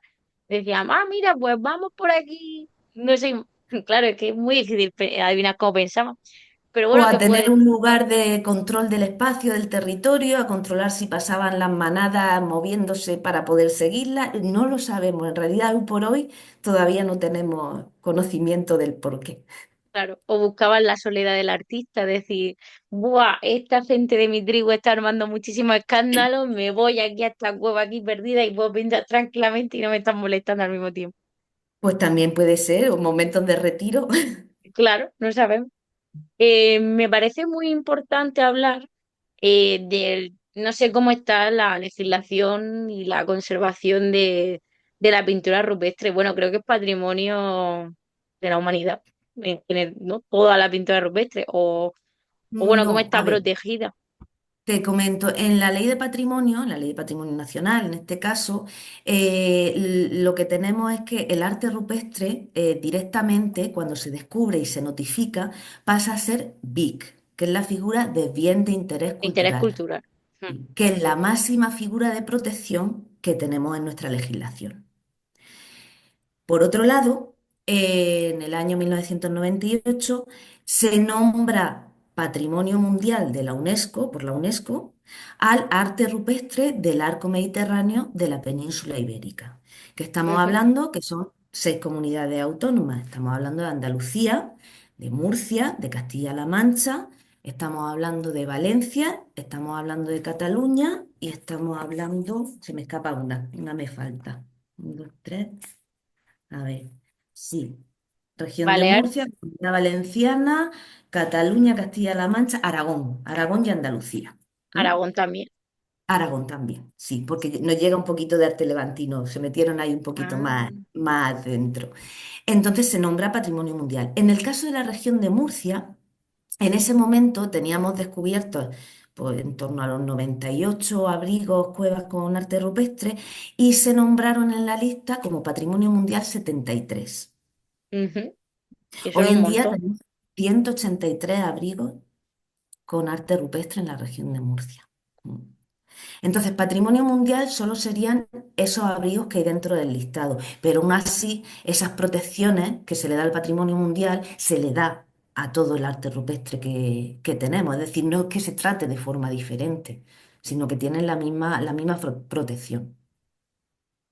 Claro, pero bueno, entiendo que además esas listas se van actualizando con el paso del tiempo, ¿no? Las de patrimonio de la humanidad o bueno, directamente como es como todo lo que sea arte rupestre del arco del Mediterráneo, o sea, de la parte del levante de España, todo es patrimonio de la humanidad, ¿no? No, ya te digo que solo de lo de lista. Y la lista no se actualiza. En una figura que se dio con un informe de unos nombres. Y no, es cerrado. Eso sí, Ah, siempre han dicho desde UNESCO que lo que se intenta, se intente buscar algún tipo de figura para, no van a hacer un nombramiento igual porque es uno de los nombramientos más complicados que se han hecho nunca. O sea, yo creo que UNESCO no se pudo imaginar lo que se le venía encima. En el informe es muy complicado de mantener. Son seis comunidades autónomas para es que es ponerse de mucho acuerdo. territorio. Sí, el ministerio que ahora está también, de hecho se hacen reuniones anuales que se llama ARAMPI, son las siglas de Arte Rupestre del Arco Mediterráneo en la península ibérica, y hay un consejo que se reúne anualmente con el ministerio, que se llama CARAMPI, que son los que se encargan de esas revisiones continuas, de que todo esté bien, de las necesidades que hay, para pasar todo ese informe a UNESCO, para que se siga manteniendo esa figura del patrimonio mundial. Es una responsabilidad muy grande. De hecho, por eso ahora en la región de Murcia se está haciendo el plan de gestión de arte rupestre, que se está haciendo en las seis comunidades autónomas, individual, para luego hacer un plan común para esa figura. Esos planes lo que llevan es pues, como si dijéramos la estructura que se debe seguir para su protección.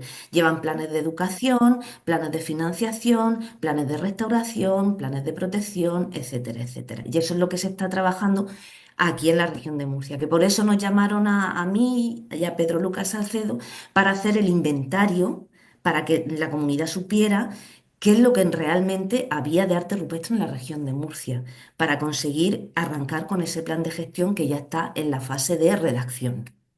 Claro, ya has dicho que había 175, más o menos, has Ciento dicho. ochenta y tres. 183.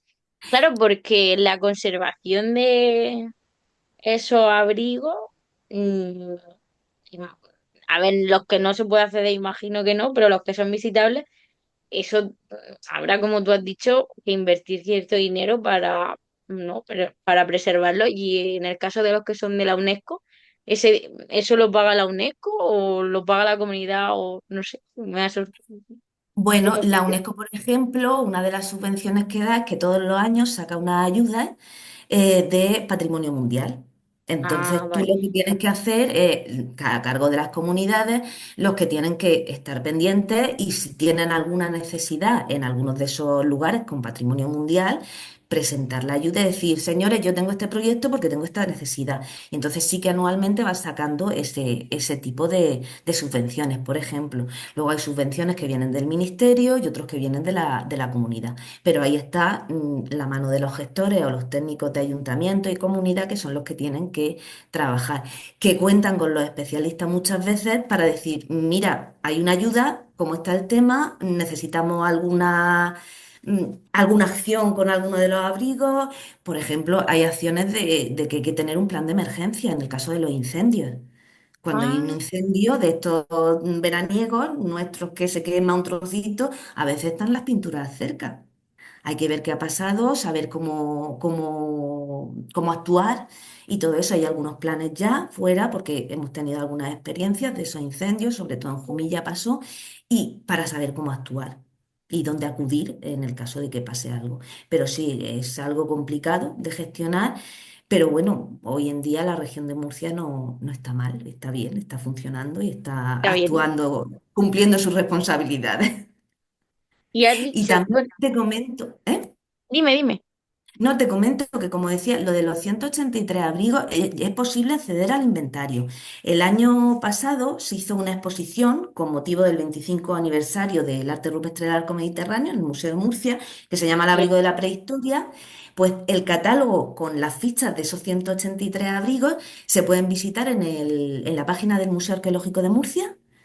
Va a Ujú. exposiciones anteriores y puedes meterte y acceder al catálogo donde puedes ver las fichitas de esos diferentes abrigos y ver los que son visitables por si te interesa ir a alguno. Ese es el inventario que hiciste junto con Pedro Lucas Salcedo, has dicho, ¿no? Sí, O sea, que sí. fuisteis abrigo por abrigo, viendo cómo Ujú. estaba, tomando fotos, documentando. O sea, imagino que la escalada también se os da bien, porque madre mía, algunos será difícil acceder, vaya. Sí, algunos bastante. También yo siempre lo digo y no paro de agradecer a la federación, sobre todo eso, a Juan Quero, a Marta, a Ah, Vicente, a sí, la José Asociación de María. Filología. A Lola sí, que yo les digo que son nuestros ángeles guardianes porque yo no había escalado nunca. Y ir con ellos es una seguridad, es una tranquilidad, son unos profesionales. De hecho, hicimos una visita al abrigo de Justo con gente, Carmen Martínez Mayoguil entre ellos, que se Sí. vino a probar la experiencia, sí. Y bajamos a gente que no tenía experiencia en escalada para probar, sacar un recurso de turismo de aventura, de poder bajar a visitar el abrigo de Justo. Y gracias, ya te digo, a esta gente de la federación hemos podido acceder a esos abrigos inaccesibles, y con la seguridad y con la tranquilidad y poder realizar todo el trabajo con toda la paciencia que han tenido ellos, de esperarnos a cómo documentar, de el interés que han mostrado por aprender y que siempre están ahí dispuestos a todo esto. Y eso también, encontrarse no solo a la federación, los agentes medioambientales mismamente, que nos han apoyado a la hora de entrar en alguna zona donde había que pedir permiso porque era un momento de anidamiento o algo de eso, cómo nos han acompañado, cómo nos han asesorado, cómo nos han indicado a veces, porque a veces solo teníamos constancia de la existencia de un abrigo por unas coordenadas que no sabíamos si estaban bien o estaban mal. Entonces también, pues, toda esa ayuda, también montañeros ya, de muchos años, como Pepe Navarro, que nos han llevado expresamente a los abrigos, porque ellos fueron los que lo dieron con ellos en excursiones que hicieron, Qué guay. y tuvieron la deferencia de acompañarnos e indicarnos cómo llegar y todo eso. Entonces, hay mucha gente. Sí que es verdad que porque llevamos 10 años trabajando con el arte rupestre cuando nos llamaron de la comunidad, pero sí que es verdad que hemos encontrado mucha gente alrededor, gracias a la que ha sido posible hacer todo el trabajo de inventario. Desde aquí, hacer un llamamiento a la gente para que, por favor, no vayáis a buscar abrigos solos porque podéis No. mataros. O sea, es que me parece muy importante destacar esto porque la gente pues le encanta vivir la aventura y la adrenalina, pero claro, primero que llevar muchísimo cuidado. Y si Claro. por lo que sea, pues llegas en plan bien, pues hay que respetarlos, ¿no? Como he explicado, ni mojarlos ni nada. Si de casualidad te encuentras con esto, pues guay, pues, respétalo. Y si además pues no ha sido documentado, pues puedes llamar a Teresa o a Patrimonio para que también se encuentre. En ese caso, si alguna vez encontráis arte rupestre, lo suyo es llamar o bien al arqueólogo municipal del lugar, si lo conocéis, o al museo que tengáis más cercano, o ponerse directamente en contacto con la comunidad autónoma, o bueno, o con nosotros si es el caso y nos conocéis o nos habéis visto por ahí por Facebook y todo eso, con nuestra asociación también, Sociedad de Estudios Historiológicos. Y por ahí podemos entre todos ir documentando el arte rupestre que tenemos y que es tan importante y que tenemos que dar a conocer mucho más. Totalmente. Bueno, como has comentado varias veces a lo largo de la entrevista, llevas 10 años dedicándote al arte rupestre. Pero yo quería preguntarte, ¿cómo llegaste al arte rupestre? Has dicho que te especializaste en prehistoria, ¿no? pero no sé cómo llegaste al, no sé, al arte rupestre que te dijo, no sé, en plan, wow, me encanta el arte rupestre, quiero saber más, quiero dedicarte plenamente a esto. No, qué va, fue la verdad algo casual, un momento. Yo en realidad ya te digo, la intensificación la tengo en prehistoria, historia antigua y arqueología. Entonces yo sobre todo iba por romano, Ah, por la vale. zona. Soy de Águilas y claro, toda esa época no llega mucho. Pero sí que es verdad que al salir a la calle a trabajar, pues me he encontrado con excavaciones de cualquier momento, de cualquier época. Pero sobre todo trataba inventarios de cerámica. Yo sobre todo conozco mucho el material cerámico de los diferentes momentos. Y el arte rupestre fue casi por casualidad. Sabéis que hemos tenido varios momentos de crisis en nuestra profesión y en uno de ellos conocí a Pedro Lucas Salcedo y conocí su asociación, Sociedad de Estudios Historiológicos, que llevaban una doble línea de trabajo. Por un lado, hacían educación patrimonial, es decir, lo que se trataba era de hacer talleres con niños para darles a conocer el patrimonio de su localidad. Y Ujú, por otro lado, iban haciendo prospecciones intentando localizar abrigos con arte rupestre, fijándose ya en otros equipos que habían estado trabajando en la región, como comentaba antes, de Ana Alonso y Alessandra Gurimal o Miguel Ángel Mateo Saura, que son los referentes que hemos tenido del arte rupestre, hablando de la arqueología profesional, de la arqueología de la calle, aquí en la región de Murcia.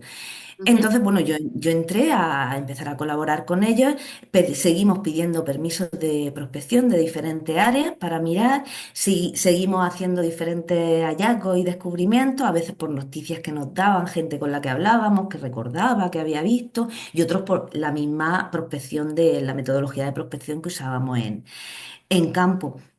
Y poco a poco empecé a introducirme, porque yo ya te digo, de arte rupestre, lo que en la carrera en aquel momento el profesor Iroa nos habló, que estaba dentro de la asignatura de prehistoria, y dimos un arte rupestre general y él nos mostró algunos de los abrigos de la región de Murcia y que luego también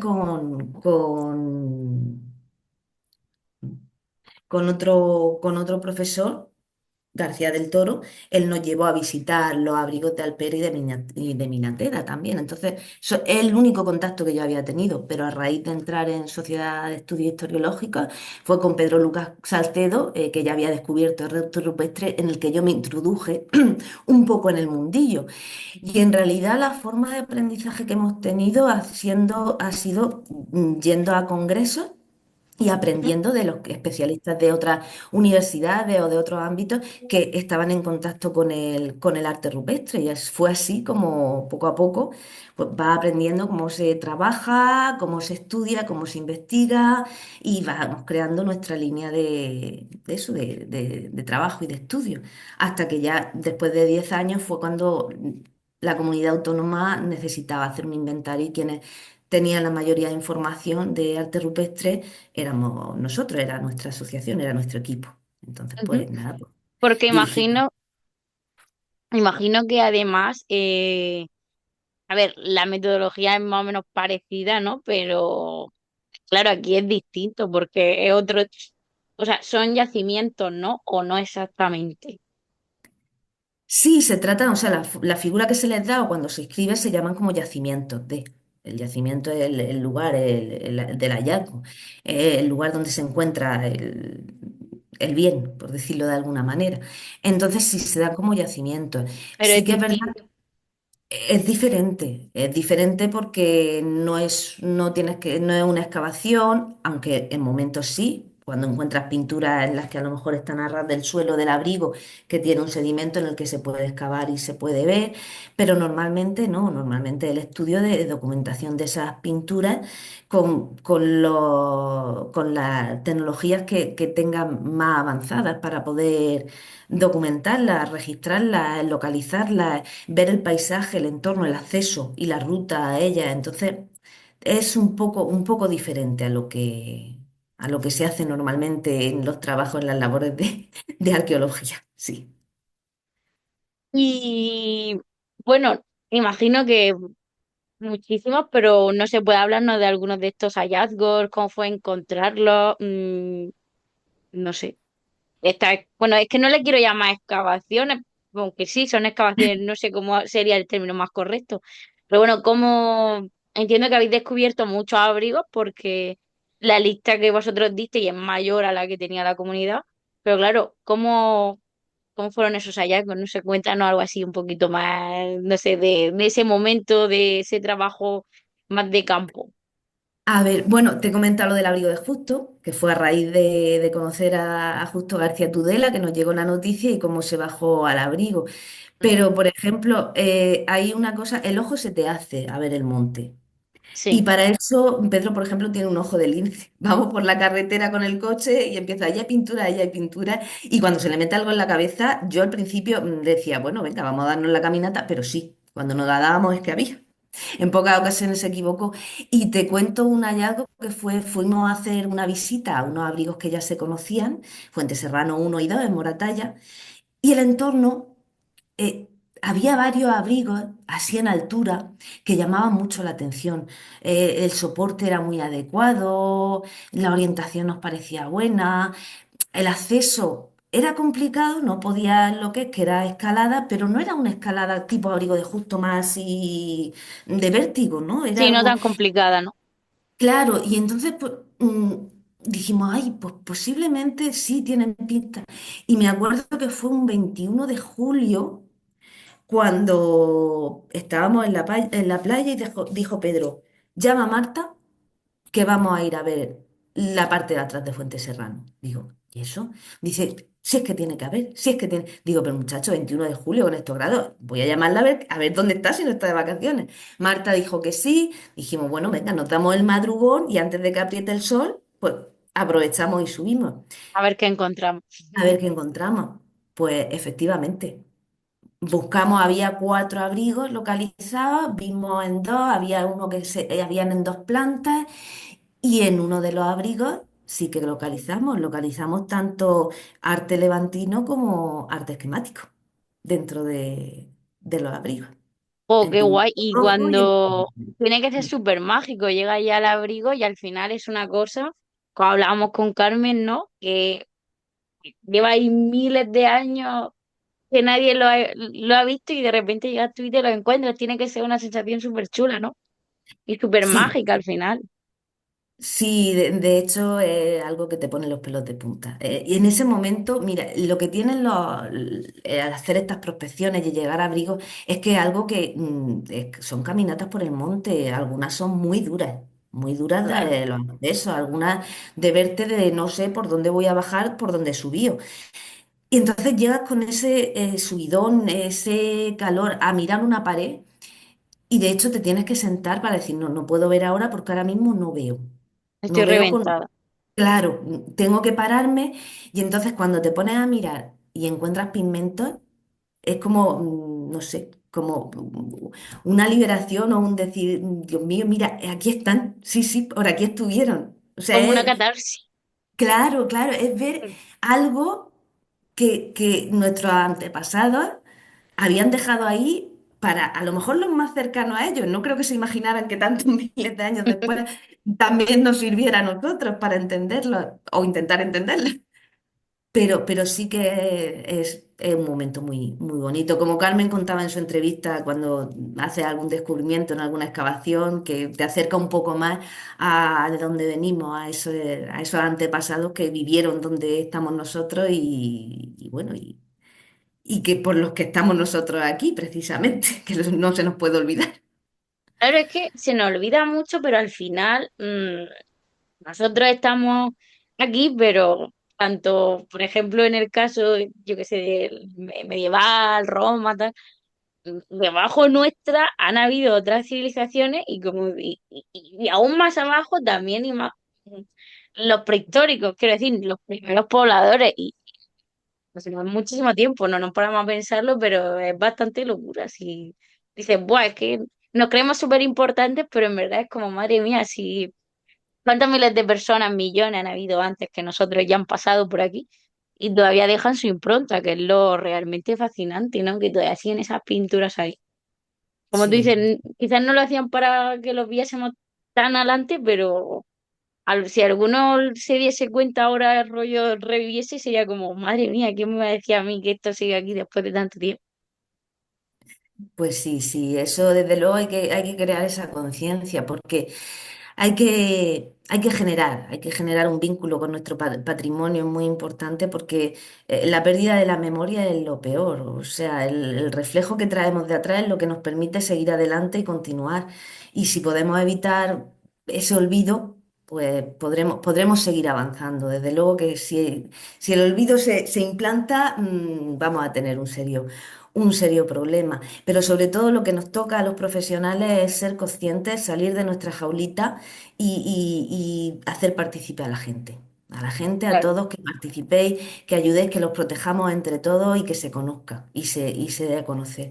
Hay una historia que siempre me ha gustado y es de Olaya Fontal, es parte para mí una figura esencial en el Plan Nacional de Educación Patrimonial, en la que lleva trabajando y dio el concepto aquí en la península. Y ella siempre cuenta una historia y es que cuando vivía su abuela, iban a verla, ella y las primas, y había una agendita de teléfonos, de estas pequeñas que había al lado del Mm. teléfono, donde le decía a Olaya a su abuela que apuntara los números de teléfono cuando ella ya no veía mucho. Y cuando la abuela murió, cuando fueron por lo típico, que va a repartirte las cositas de la abuela y tal, pues ¿qué quieres? Los pendientes, la pulsera, dice, no, no, yo solo quería la agenda. Yo solo quería la agenda por mi vínculo de que le dejaba a veces notitas en la agenda y todo eso. Entonces, no es en sí el artefacto, el material, el tesoro, que no me gusta llamarlo así, es ese hilo invisible que nos une a las cosas, lo que es el patrimonio y ese vínculo es el que tenemos que generar con la sociedad, que vea, que vaya a ver unas pinturas rupestres y entienda que es algo más que una figurita de pigmento de muchos miles de años, sino que es algo que nos quería contar un antepasado nuestro. Entonces, pues hay que trabajar en eso y darla a conocer. Es la única manera de poder protegerla hasta que sigan con nosotros. Ya veremos. Después ya. Claro, porque al final vivimos como muy aislados, ¿no? O muy a veces en el presente, yo pienso, y no nos paramos a pensar, como tú has dicho, en ese hilo que nos une como humanidad, porque al final hablamos ya no de tu pueblo, sino en términos, en el gran término de humanidad, ¿no? Del ser humano, de todo lo que hemos sido, lo que somos y bueno, y lo que vendrán después más adelante, que será, a lo mejor robots, ya no sabemos lo que será. Pero es verdad que es súper importante concienciar y divulgar. Vosotros desde la sociedad hacéis también cursos y talleres, ¿no? Y jornadas y para, no sé, ¿qué actividades hacéis para concienciar? Sí, nosotros normalmente pues vamos donde nos llaman, trabajamos con colegios, con institutos, trabajamos en yacimientos arqueológicos, haciendo talleres, hacemos ambientaciones, hacemos teatralizaciones, pues todo lo que cae en nuestra mano para poder difundir sobre todo los patrimonios locales, para dar a conocer a la gente del lugar, turistas también, por supuesto, pero sobre todo a la gente del lugar lo que tiene y que aprenda un poquito a valorarlo. Aparte, pues hacemos cursos también para hacer arqueología experimental, puede ser detallado de lítica, de curtido de pieles. Tenemos una pequeña programación que tenemos en nuestra página de Facebook y en Instagram y que vamos poniendo ahí, pues a veces para hacer reuniones con otra gente que hace lo mismo que nosotros y compartir experiencias también. Hacemos inmersiones, pedimos los permisos que tenemos y nos vamos a hacer inmersiones. Por ejemplo, ahora en marzo y en mayo tenemos en Moratalla, en una zona, y vamos a pasar una semana como vivían en la época de la prehistoria, con nuestros trajes hechos con el cuero. Vamos a llevar nuestros materiales, trabajados también, la cerámica hecha a mano y todo, para vivir un poco como se vivía en ese momento epipaleolítico, neolítico, que queremos ver cómo se desarrollaba, cómo usaban las herramientas, cómo aprovechaban el entorno. Entonces, una forma también de entender lo que encontramos luego en las excavaciones y de poder interpretarlo. De hecho, es algo que se lleva haciendo desde los años 70-80 en otros países y se hace a través de la arqueología experimental. Entonces, Ujú. pues también llegamos a hacer eso. Luego, pues trabajamos con diferentes poblaciones, como por ejemplo en Yéchar, que descubrimos el abrigo de Justo. Vamos a hacer ahora para marzo un campeonato europeo de armas prehistóricas que se lleva haciendo también desde los años 80. La sede está en Qué Bélgica guapo. y se hace en varios Oh, mola. países y lo vamos a Ujú. traer a Murcia y a la pedanía de Mula, que es Yechar. Y vamos a hacer, pero sí, intentamos siempre pues, generar esa dinámica de un poco de difusión y de didáctica para llegar un poco a todo el mundo con el patrimonio. Y ya bueno, en museos también, cuando ya nos llaman, pues también generamos actividades de lo que nos pidan, o de exposición, o Día de los Museos, o Día Nacional del Arte, Internacional del Arte Rupestre, europeo, lo que haga falta. ¿Y cómo es esto de, te lo voy a preguntar porque lo sabía, ¿no? ¿Cómo es esto de la inversión histórica? Quiero decir, entiendo que si es inversión es 100% total, ¿no? Para que la gente se haga la idea. Sí, Ni, no sé, ni móviles, ni, bueno, medicamentos si pasa algo muy grave, sí. sí, sí. Pero por ejemplo, a la hora de comer, no sé si caza y conejo o algo así, o ya es demasiado, no lo sé. No, a ver, en otras zonas sí que han hecho algo de caza, pesca o caza menor, de conejos con trampeo y todo eso, pero en nuestro caso los permisos que tenemos son, no tenemos incluida la caza. Son zonas protegidas, son parques naturales y no tenemos incluido. Pero lo que en esos encuentros, en este caso, hay encuentros más light. Estos serían los extremos, es decir, son encuentros que vienen especialistas que han trabajado en eso y nosotros nos tiramos meses preparando. Te preparan la ropa, te preparan el saco donde vas a dormir y te preparan la comida. Deshidratas comida en casa, tanto fruta como carne, como Madre mía. pescado. Vas preparando todo eso y de eso es de lo que tiras de comida. Aparte de que dentro del mundo de los diferentes especialistas que vienen, hay gente que conoce y que trabaja muy bien, son de biología y todo, las plantas, los usos que hay. Entonces te enseñan, pues a lo mejor el tomillo y el romero lo conocemos todos, pero el manrubia a lo mejor no se conoce tanto y puede servir para infusión. Conocemos que el diente de león se puede usar para ensalada. Entonces, esa gente vamos aprovechando en el entorno lo que hay y lo que se puede recoger para a la hora de comer. Pero bueno, que entre todos llevamos esa reserva de comidas deshidratadas, setas deshidratadas, vamos preparando en casa todo ese repertorio con nuestras bolsitas, llevamos miel también, que se puede. Normalmente procuramos que sea de miel artesanal. Es decir, hay Ujú. algunos compañeros que tienen panales incluso, y entonces, bueno, pues entre todos más o menos vamos teniendo nuestra comida para 5 días. Nosotros estuvimos el año pasado 21 días en Portugal. Wow, Eso fue también una inversión extrema con una dana atlántica incluida. Pero Dios. bueno, se Pero pasó. entiendo que dormí al raso, ¿no? Porque en saco o en tiendas que además hechas con pieles que habéis curtido previamente. Sí, correcto. Madre mía. Y el tema del agua, por ejemplo, no sé, a lo mejor lo hacéis cerca de algún arroyo o algún Eso es, lago. la selección del sitio es muy importante, entonces ahí volvemos a la ayuda de estos, en este caso agentes medioambientales que nos acompañaron, le contamos el proyecto, se pasó a medio ambiente, a la zona de a Red Natura, nos han dado el permiso y la selección del espacio fue primordial, dos cosas, tener zona de refugio y tener agua, sobre todo. Entonces vamos a una zona donde tenemos un nacimiento de agua. Que heavy. ¿Y qué Mm, tal la experiencia? 21 días. sí, 21 días es muchísimo.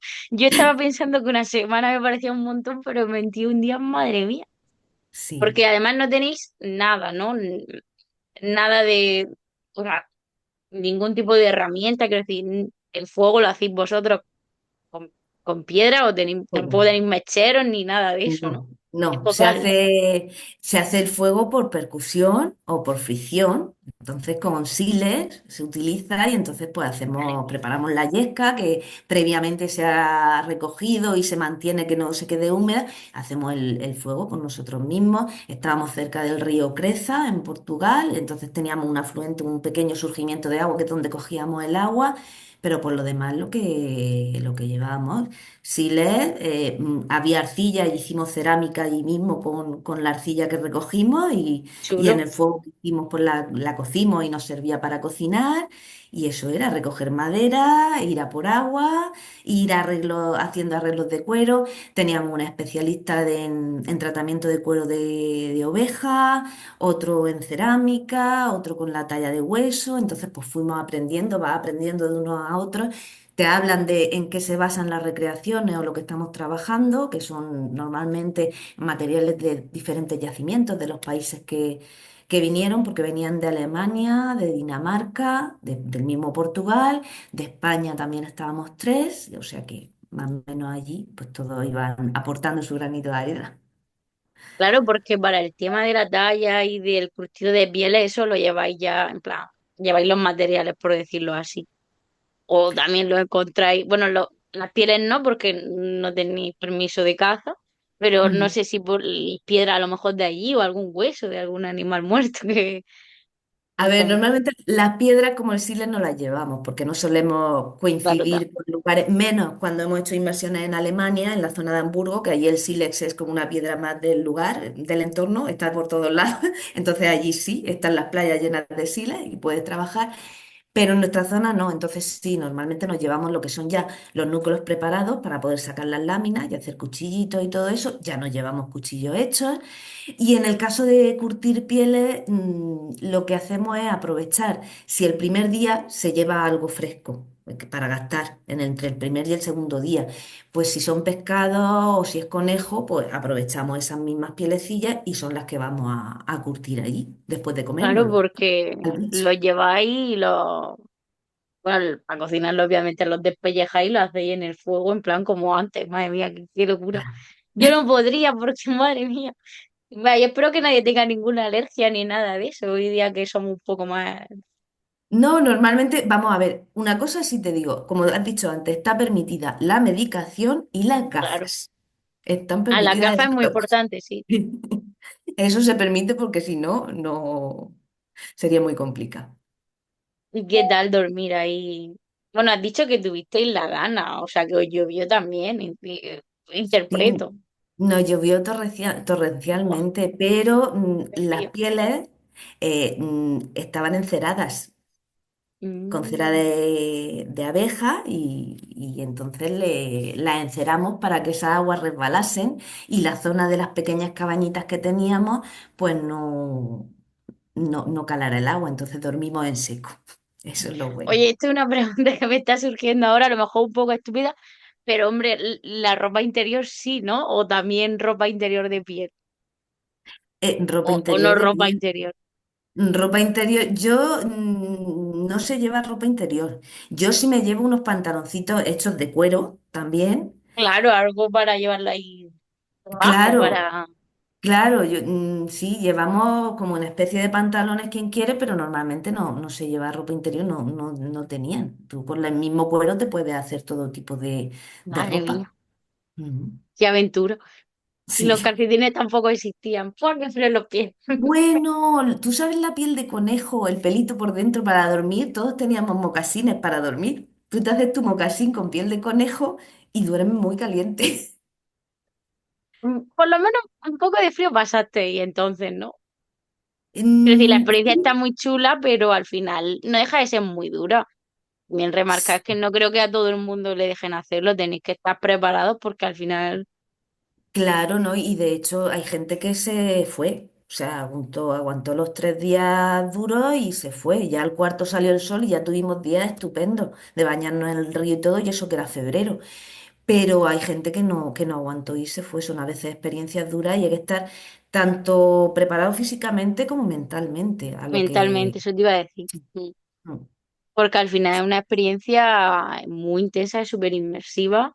sí. Vamos, y como estamos diciendo, ni móviles ni nada, ahí en plena naturaleza a sobrevivir esos 21 días y, madre Mm. mía, imagino como tú has dicho que todas esas experiencias que hacéis tú has notado cómo te han enriquecido, ¿no? A la hora de, como profesional, de enfrentarte pues a otros hallazgos y a tu trabajo, ¿no? Sí, yo he entendido mucho en cuanto a los materiales que estamos acostumbrados a ver en las vitrinas y a que a veces no entendía muy bien el uso que se describía que se hacía con ellos. Al usarlos, al ponerlo en práctica es cuando dices, ah, vale, ahora entiendo cómo esto se podía usar de esta manera, de otra, porque tenía esta forma el raspador tiene esta forma y tiene estos denticulados, porque las puntas de flecha tenían que ser de esta manera, porque los cuchillos laminares tienen esta superficie, cómo se podían reaprovechar, porque a la hora de trabajar, por ejemplo, del trenzado, como algunas marcas que se ven en algunos huesos y tal, cómo se hacían, o sea, qué es la Ujú. labor que estaban haciendo para crear esas marcas en los dientes o en los dedos de estar trenzando. Entonces, te abren un poco la mente y a la hora de ver hallazgos o de ver yacimientos, entiendes o te acercas a entender esa visión que podrían tener a la hora de ocupar un lugar. Sí, la verdad es que te abre bastante las puertas, las perspectivas. Qué interesante. Sí. Te quería preguntar también, antes de acabar, no sé si estás trabajando ahora mismo en algún yacimiento o bueno, no sé, cuéntanos. Ahora mismo estoy haciendo una supervisión de unas redes de riego que están actualizando en Antas, en Almería. ¿No?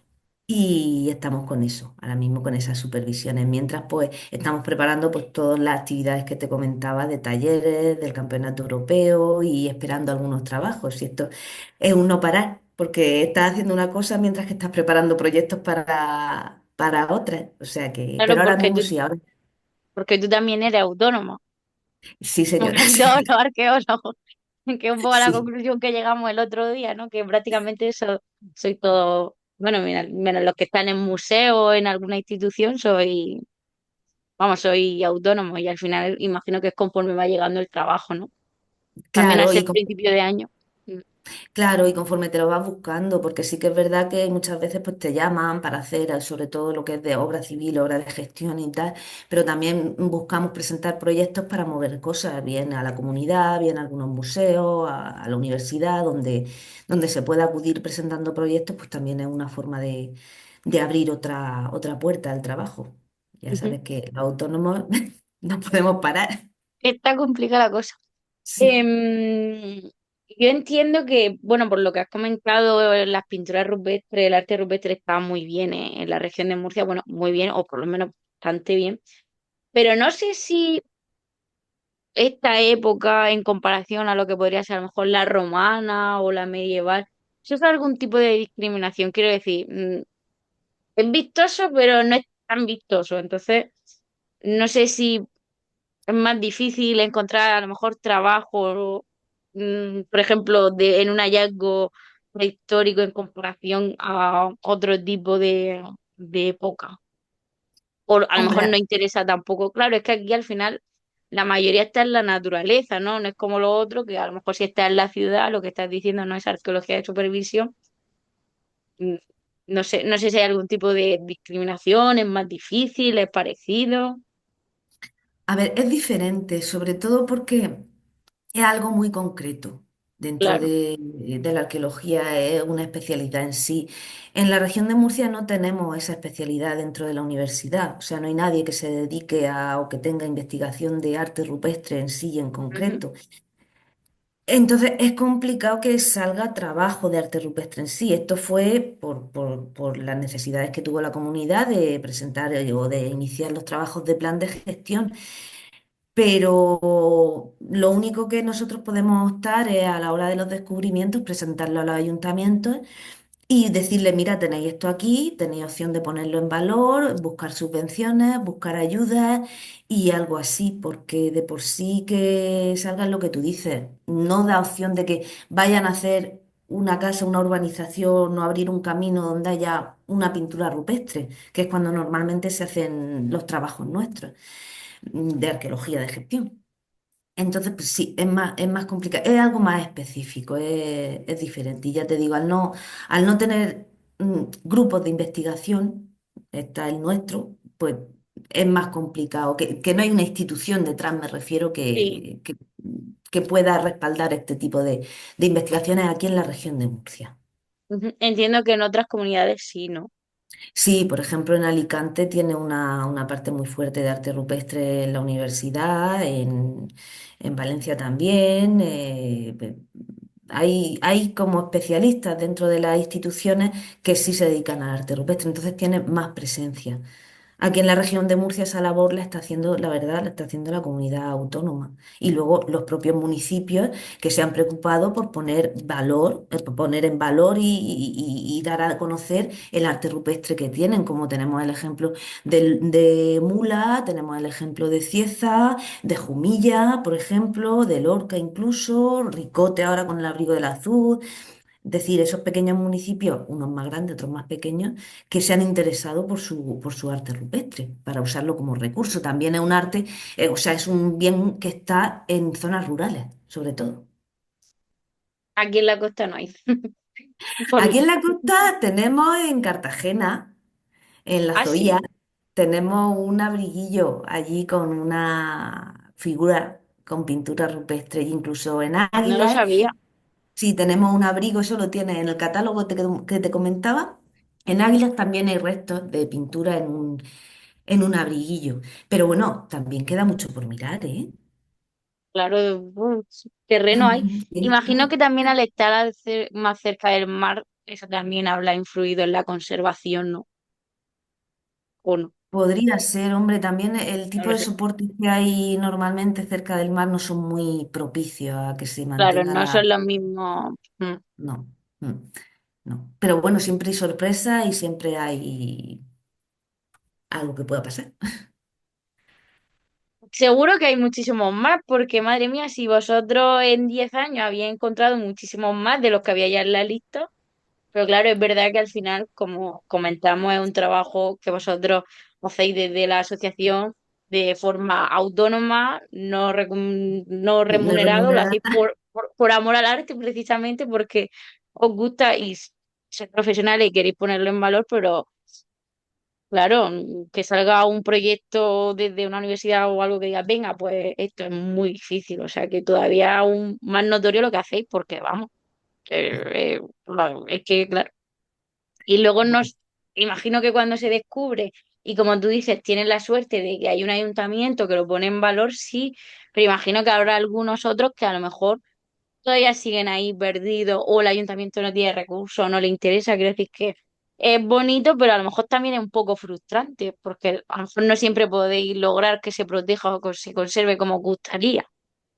Hombre, claro, y que no todos tienen la accesibilidad de hacerlo visitable o de un Claro. mantenimiento y que muchas veces está mejor escondidico en su sitio y que así se protege.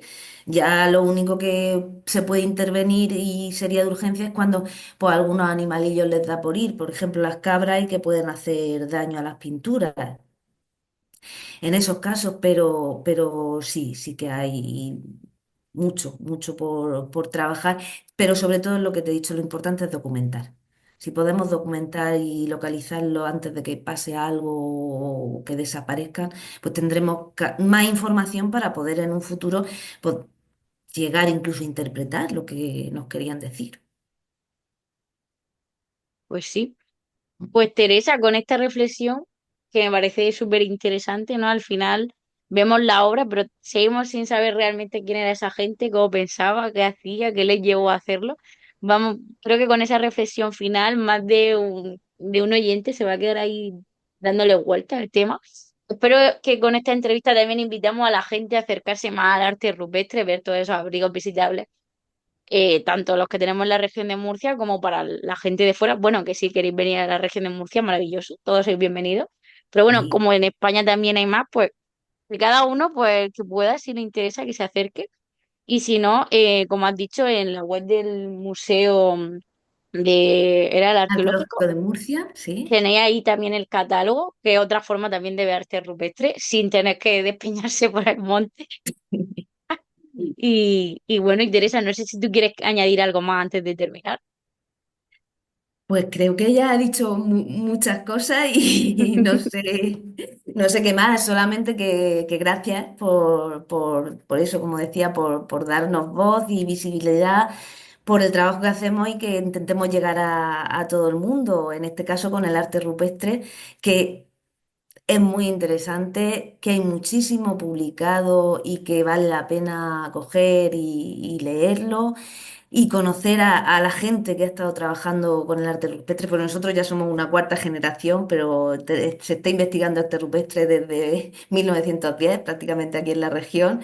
Entonces ha pasado mucha gente que ha trabajado por esto desde diferentes ámbitos, ya de la calle, pero también ayuntamientos, museos y comunidad, grandes técnicos. Entonces, pues vamos a continuar y que haya más generaciones futuras, a ver si hacemos cantera. Eso es importante también. Pues Sí. Teresa, muchísimas gracias por descubrirnos este mundo que estoy segura que la gente no conoce mucho, porque al final, pues de los romanos, de los egipcios, de los vikingos, de la época medieval, sabemos un poco más, pero de la prehistoria, entre que tampoco hay muchísimas producciones culturales, porque, claro, es difícil con la poca información que hay. Y tal, es un mundo súper desconocido, pero súper importante. Y bueno, como tú has dicho, a ver si conseguimos mantener unido ese hilo que nos une como sociedad y preservar estos lugares o por lo menos aprender de ellos. Pues sí, trabajaremos, seguiremos trabajando para eso. Muchas gracias, Pilar. A ti.